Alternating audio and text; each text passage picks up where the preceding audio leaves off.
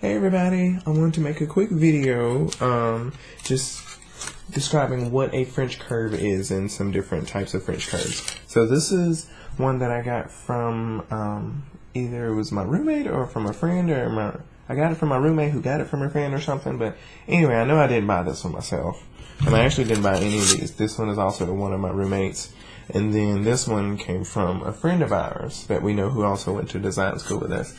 So basically, you can see these are basically the same exact one. One is just longer than the other. And they both say variform curve on them. That's another word that I've heard used with French curve kind of interchangeably.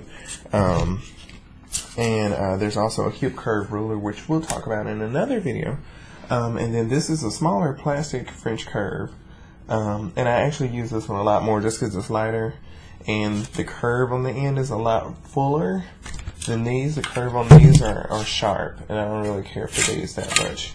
But either way, just depending on your project and what you're trying to curve, any of them can be useful. So I'm going to show you really quickly what you can use it for. So up here, I have one of my bodices that I've kind of left the armhole and the neckline off of. That way I can show you really quickly how to use it.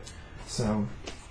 But one of the first things I'm going to do is take a square ruler and square out from these little marks that I've made, so that way I have some room to balance what where I'm drawing my curve. So I'm going to put this here. I'm going to line it up with my center front and take this top off. Okay, so I'm going to just come out just a little bit like that. That way I have some place to balance where that's coming from. I'm going to do the same thing over here.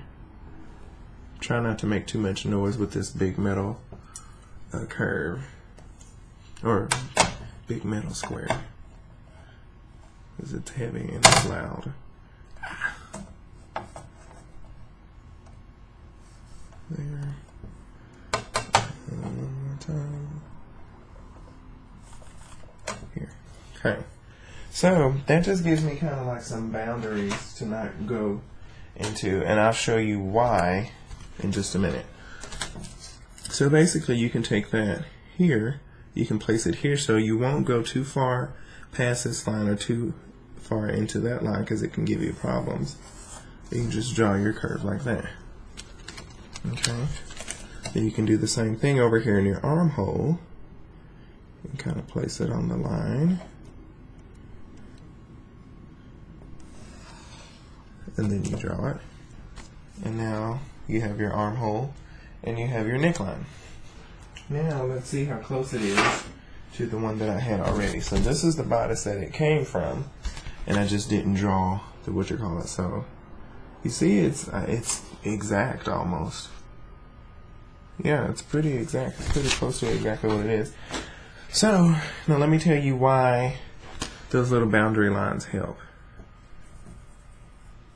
Okay, so when you are drawing your curves and stuff, you want to have some type of boundary line to keep it from going past where you need it, because you can get a very crazy line.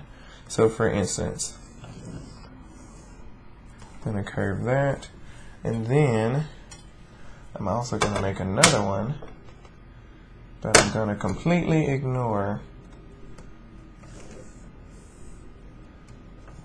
the lines. Okay. Or we'll do it like this. I'll take this like that, and we'll do this like that. And we'll do that. Okay.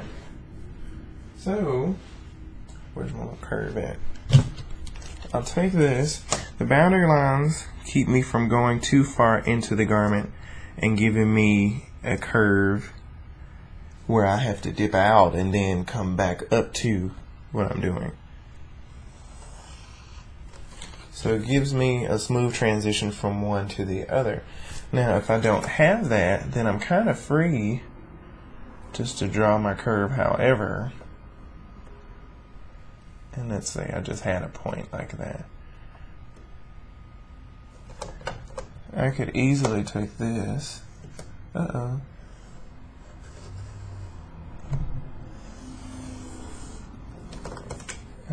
I drew that right on the French curve.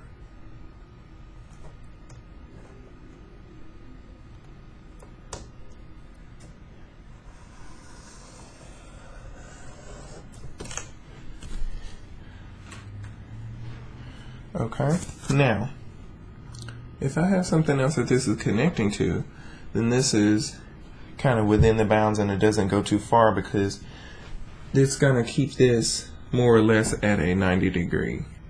And that's the simplest way to explain that. If I don't, then you see how I go way lower than that, and this is not a 90 degree. I don't know. I hope that's making sense. You see that? So that's why it's helpful to have these little boundary lines. You can come back like this and erase the lines you don't need. There. And now you have something where you know this is going to be squared, this is going to be squared, this is going to be squared, and this is going to be squared. You know? And it helps your joining of the other pieces better because you may have another piece over here,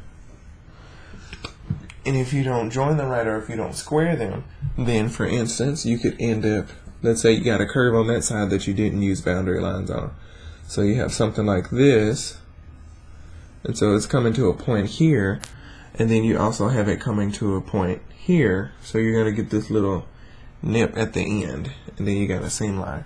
If that's your shoulder tip, that doesn't look right, because if you look at the shoulder tip on your shirts, that it's basically a straight line. So you need these to come together at a 90 degree angle to make that happen, and you need these both to be 90 degrees. You see?